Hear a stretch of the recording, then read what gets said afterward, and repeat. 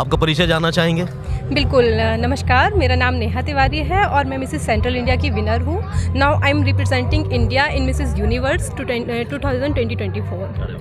बहुत बहुत शुभकामनाएं आपको मकर संक्रांति की। Thank you so much. मैं जानना चाहता हूं कि ये काइट फेस्टिवल का आयोजन अपने आप में कितना अनूठा है और आपको किस प्रकार से लुभा रहा है?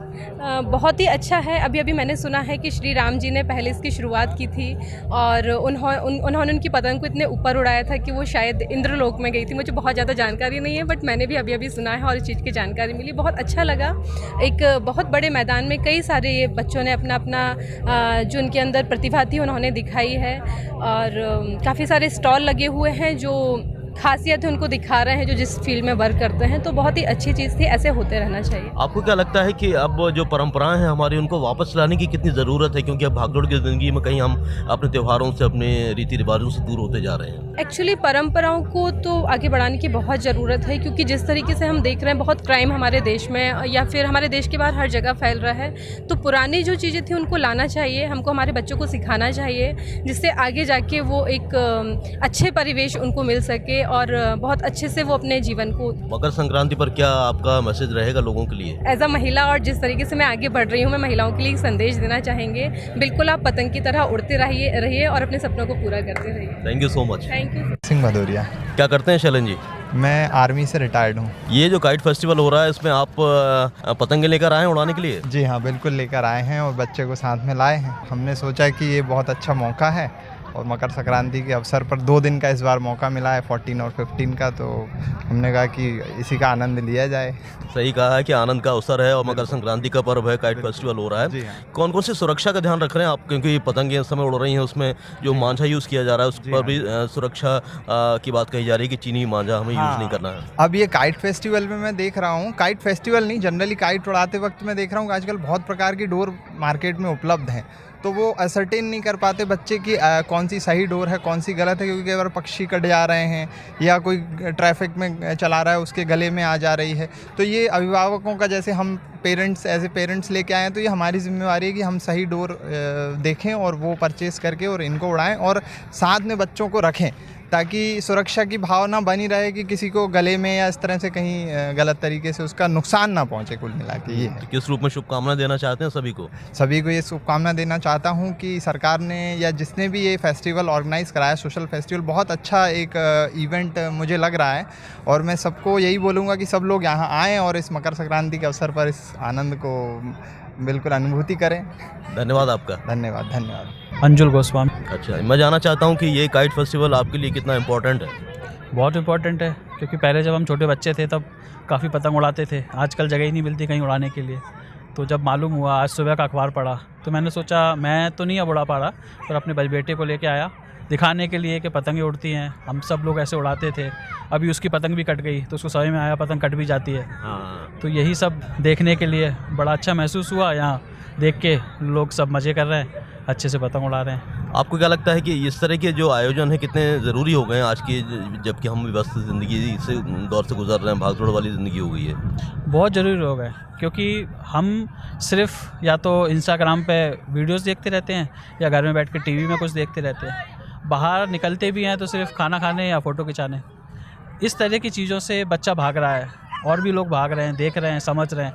तो आपस में ये समझ में आ रहा है कि हमारी संस्कृति है, ये हम ये जो बना रहे हैं, जो एक फेस्टिवल है, इट्स नॉट अबाउट कि हम काइट उड़ा रहे हैं, है ना। ये फेस्टिवल है कि मकर संक्रांति क्यों बनाई जाती है, बच्चों को पता चलेगा, आगे जाके उनको ये नॉलेज मिलेगी तो वो आगे बता पाएंगे, नहीं तो ये चीज़ें ख़त्म ही हो जाएंगी धीरे धीरे। किस रूप में शुभकामनाएं देना चाहते हैं अपने साथियों को?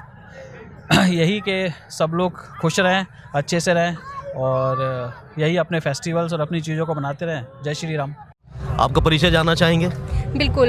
नमस्कार, मेरा नाम नेहा तिवारी है और मैं मिसेस सेंट्रल इंडिया की विनर हूँ। Now I am representing India in Mrs universe 2024। बहुत बहुत शुभकामनाएं आपको मकर संक्रांति की। Thank you so much. मैं जानना चाहता हूँ कि ये काइट फेस्टिवल का आयोजन अपने आप में कितना अनूठा है और आपको किस प्रकार से लुभा रहा है? बहुत ही अच्छा है। अभी अभी मैंने सुना है कि श्री राम जी ने पहले इसकी शुरुआत की थी और उन्होंने उनकी पतंग को इतने ऊपर उड़ाया था कि वो शायद इंद्रलोक में गई थी। मुझे बहुत ज़्यादा जानकारी नहीं है, बट मैंने भी अभी अभी सुना है और इस चीज़ की जानकारी मिली। बहुत अच्छा लगा। एक बहुत बड़े मैदान में कई सारे बच्चों ने अपना अपना जो उनके अंदर प्रतिभा थी उन्होंने दिखाई है और काफ़ी सारे स्टॉल लगे हुए हैं जो खासियत है उनको दिखा रहे हैं जो जिस फील्ड में वर्क करते हैं। तो बहुत ही अच्छी चीज़ थी, ऐसे होते रहना चाहिए। आपको क्या लगता है कि अब जो परंपराएं हैं हमारी उनको वापस लाने की कितनी ज़रूरत है, क्योंकि अब भागदौड़ की ज़िंदगी में कहीं हम अपने त्योहारों से अपने रीति रिवाजों से दूर होते जा रहे हैं? एक्चुअली परंपराओं को तो आगे बढ़ाने की बहुत ज़रूरत है, क्योंकि जिस तरीके से हम देख रहे हैं बहुत क्राइम हमारे देश में या फिर हमारे देश के बाहर हर जगह फैल रहा है। तो पुरानी जो चीज़ें थी उनको लाना चाहिए, हमको हमारे बच्चों को सिखाना चाहिए, जिससे आगे जाके वो एक अच्छे परिवेश उनको मिल सके और बहुत अच्छे से वो अपने जीवन को। मकर संक्रांति पर क्या आपका मैसेज रहेगा लोगों के लिए? एज अ महिला और जिस तरीके से मैं आगे बढ़ रही हूँ, मैं महिलाओं के लिए एक संदेश देना चाहेंगे। बिल्कुल आप पतंग की तरह उड़ते रहिए और अपने सपनों को पूरा करते रहिए। Thank you so much. Thank you so much. तस्वीर ले लें आपको। क्या शुभ नाम है आपका? अनंत शर्मा।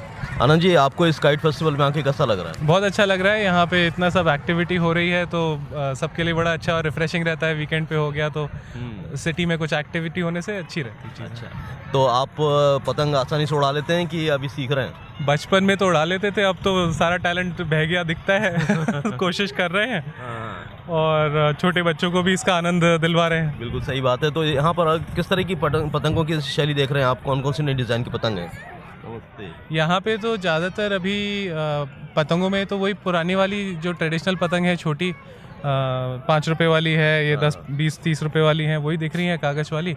एक दो ये बड़ी वाली दिखी थी शायद, वो सुबह चलाई हैं उन्होंने जल्दी 8-9 बजे जब हवा ठीक थी, तो वो तो देख नहीं पाए अनफॉर्चुनेटली, मगर आशा है कि फिर से वो लोग उड़ाएंगे। तो बड़ी वाली देखने आए थे कि यहाँ कोई ना कोई बड़ी वाली उड़ा रहे होंगे। क्या कहना चाहेंगे लोगों से?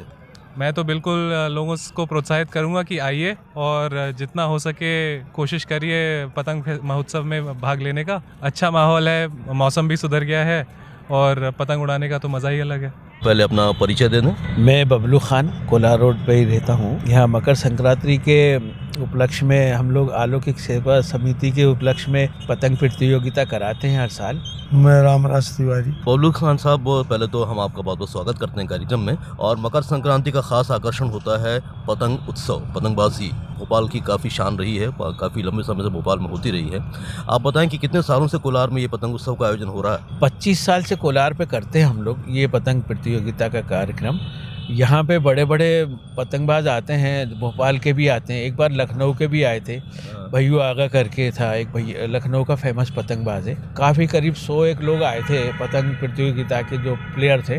तो अलग अलग टीमें बना के हम लोगों ने कार्यक्रम कराया था। और यहाँ पे क्या होता है कि इस पतंग प्रतियोगिता के साथ सद्भावना का त्यौहार ऐसे हिंदू मुस्लिम भाई मिलके मनाते हैं। और इसमें मुस्लिम भाई तिल के लड्डू खिलाते हैं हिंदू भाइयों को, और मिल बांट के हम लोग ये त्यौहार मनाते हैं। और शाम तक बड़ा उत्साहित रहता है, डीजे वीजे लगाते हैं। लेकिन क्या है, इस बार हमारे एक मित्र श्री विजय शंकर दीक्षित जी नहीं रहे। बड़ी सादगी से इस त्यौहार को मनाएंगे। तिवारी जी, आपको क्या लगता है कि मकर संक्रांति का ये जो पर्व है अपने आप में क्या संदेश लेकर आता है? मकर संक्रांति का पर्व हमें भाईचारा, एक साथ मिलकर के सद्भावना के साथ रहने का सीख देता है। स्वजातीय जातियों को एक साथ मिलकर रहने के लिए संकल्प देता है। और इस मकर संक्रांति से हमारा मौसम भी बदलता है। हमारे लोगों का जो एक सद्भाव के साथ रहने का जो एक नया संकल्प के साथ हम उठते हैं, उसके नए आयाम के लिए हम भी आगे बढ़ने के लिए भी संकल्प लेते हैं। बबलू खान साहब, मैं जानना चाहता हूं कि ये पतंग की परंपरा जो मध्य प्रदेश की राजधानी जो कि झीलों की नगरी कहलाती है भोपाल, उसमें बहुत ही करीब से रची बसी है। तो आपने किस तरीके से यहाँ पर फलते फूलते देखा है पतंग का ये व्यवसाय जो है वो, और जब पतंगबाजी का समय आता है तो कितने लोग उत्साहित हो जाते हैं? पतंगबाजी का समय अभी से देखिए, अभी से शुरू हो गया है। अब पतंगबाजी में तो ऐसा था कि जैसे कि अब मैंने जब से होश संभाला है, करीब 40 साल पहले, 50 साल पहले, हम लोग बड़े बड़े बांस वांस लेके पतंग लूटा करते थे, मांझे लूटा करते थे, बड़ा उत्साहित रहता था। पिटाई भी होती थी, घर में पढ़ाई नहीं होती थी तो पतंग वतंग का काम चलता था। तो अभी भी देखिए आप कोलार पे जब से हम लोगों ने कार्यक्रम किया है तो आपको बहुत सारी दुकानें दिखेंगी। अभी भी देखिए आप ये यहाँ पे रोड पे दुकानें लगी हुई हैं काफ़ी। मैंने जब से होश संभाला जब से देख रहा हूँ कि पतंग का बहुत छतों पे से उड़ाते हैं, ग्राउंडों में से उड़ाते हैं। अब भोपाल में तो क्या क्लब भी बने हुए हैं, तो ये केरवा पे इधर एक ग्राउंड बना हुआ है, वहाँ पे उड़ाते पतंग लोग, वो क्लब वाले, वो बड़े स्तर पे काम होता है। लेकिन यहाँ पे गली गली मोहल्ले में उड़ाते हैं लोग अपने हिसाब से और बढ़िया उत्साह रहता है। अभी ये उत्साह जो जनवरी में शुरू से बन जाता है, एकदम से 1 जनवरी से बन जाता है और ये जब अब वो चलता रहेगा ये। तिवारी जी, जब हम देख रहे हैं कि लगातार भागदौड़ की ज़िंदगी हो गई है और फुर्सत के पल निकालना अपने आप में बहुत कठिन काम हो गया है किसी भी व्यक्ति के लिए, तो आपको क्या लगता है कि इस तरह के जो त्यौहार हैं उनकी कितनी आवश्यकता है ताकि हम अपनी परंपराओं से, अपनी जड़ों से जुड़े रहें? देखिए, ऐसा है, इस व्यस्तता के जीवन में आदमी को यह त्यौहार ही एक ऐसी सीख देता है और एक दूसरे से मिलने का अवसर देता है। और हम सब एक दूसरे से मिलजुल करके अपना त्यौहार मनाते हैं, नात रिश्तेदारों से मिलते हैं, समाज परिवार से मिलते हैं, हर तरह की दुख सुख की बात करते हैं, एक दूसरे से गले लगते हैं और त्यौहार की बधाइयाँ देते हैं। यह आवश्यक है, त्यौहार हमारे जीवन के लिए बहुत आवश्यक है। तो आप किस प्रकार से लोगों को यहाँ पर कोलार के जो लोग हैं या आसपास के जो लोग हैं उसको संगठित करके इस उत्सव में शामिल होने का संदेश पहुँचाते हैं? विजय शंकर दीक्षित जी ने ही इस कोलार में इस चीज़ की स्थापना की। अब आज हम सबके बीच में नहीं है, आगे उनकी स्मृति में हमारे बबलू भाई उनके अभिन्न मित्रों में हुआ करते थे। हम अगले वर्ष से उनकी स्मृति में इस पर्व को यहाँ पर मनाते रहेंगे जैसा वो मनाते रहें। विजय शंकर दीक्षित जी ने पतंग उत्सव को एक अलग माहौल दिया और एक बृहद स्तर पर पहुँचाया बबलू भाई, तो आप उनकी इस परंपरा को कायम रखने के लिए और किस प्रकार के प्रयास आप करना चाहते हैं, कुछ नई चीज़ों को जोड़ना चाहते हैं? उनके इस सब कार्यक्रम में उन्होंने क्या लखनऊ से बहुत सारी पतंगे बुलाई थी जो रखी हुई हैं, अभी उनके पास चरखीलें भी रखी हुई हैं, तो वो सारी चीज़ें अभी उनकी जो है याददाश्त में कल यहाँ रखी जाएंगी। हम ये कोशिश करेंगे कि उनका ये प्रोग्राम और भी अच्छे तरीके से किया जाए ताकि उनकी याद में ये काफ़ी समय तक चलता रहे। अब जब तक रहेंगे तो हम भी करेंगे, कोशिश हमारी यही है कि उसको अच्छे करने की कोशिश करेंगे। उनके याद में एक चीज़ कहूँगा, तेरा जैसा यार कहाँ कहाँ ऐसा यार आना, याद करेगी दुनिया तेरा मेरा अफसाना। तो ये मेरा उनके अभी भी मेरी याद उनके दिल से गई नहीं है। तिवारी जी, क्या संदेश देना चाहते हैं संक्रांति के अवसर पर, आप लोगों को क्या कहना चाहते हैं? मैं इस मकर संक्रांति पे निवेदन करूंगा मध्य प्रदेश की जनता से, देश की जनता से और ख़ासतौर कोलार की जनता से कि मकर संक्रांति के पर्व को भाईचारा से मनाएं और एक संकल्प के साथ मनाएं। चूँकि मकर संक्रांति का पर्व हमें जहां मौसम बदलाव का समय देता है, वहीं हमें एक दूसरे से मिलने का अवसर देता है। हम इसको खिचड़ी के रूप में मनाते हैं, तिल लड्डू का प्रसाद वितरित करते हैं। इसलिए हम इस त्यौहार को पूर्ण रूप से भाईचारा के साथ अच्छे से अच्छा मनाएं, यही मेरा सबसे अनुरोध और निवेदन है। आप क्या कहना चाहते हैं बबलू भाई? बस सब और क्या है, बस सबको मकर संक्रांति की शुभकामनाएं देना चाहता हूं और यही कहना चाहता हूं कि त्यौहार को मिलजुल कर मनाया जाए। तिल के लड्डू सब मुस्लिम भाई सबको यहाँ पे इकट्ठे होकर सबको लड्डू खिलाते हैं, तिल के लड्डू खिलाए जाएंगे। चलिए, हमारी बहुत बहुत शुभकामनाएं हैं और निश्चित रूप से आपका संदेश जो लोग सुन रहे हैं उसको अपनाएंगे और इस त्यौहार को पूरे मनोयोग से मनाएंगे। हमसे बातचीत करने के लिए तिवारी जी और बबलू जी, आपका बहुत बहुत शुक्रिया। थैंक यू, धन्यवाद, शुक्रिया। क्या नाम है आपका? अंकुश। अंकुश, कब से आप दुकानें लगा रहे हैं पतंग की? अपना ये 10वां साल है। कितना चेंज देख रहे हैं आप पतंगों की शैली में, पतंगों की स्टाइल, किस किस तरह की नई नई पतंगें आप 10 सालों में आने लगी हैं? अलग अलग रेट की भी आ रही है, अच्छी ब्रांड में भी आ रही है, कार्टून में भी आती है, सिंपल भी आती है, अच्छी आती है। अच्छा, इस बार संक्रांति पे कौन कौन सी नई स्टाइल की पतंग लाएं? इस बार हमारे पास में कार्टून वाली आई है अच्छी, और झालर वाली भी बहुत अच्छी अच्छी आई है, मटका पतंग आई है, फर्रे बड़े बड़े फर्रे आए। तो कीमतें इस बार पतंगों की क्या हैं? अपने पास 5 रुपये से तो 50 रुपये तक की पतंग है। तो संक्रांति जब आती तब तो इसकी बिक्री काफ़ी बढ़ जाती है, तो आपकी दुकानों पर अब सिलसिला शुरू हो गया लोगों को ख़रीदारी का? हाँ, अभी तो चालू हो गया।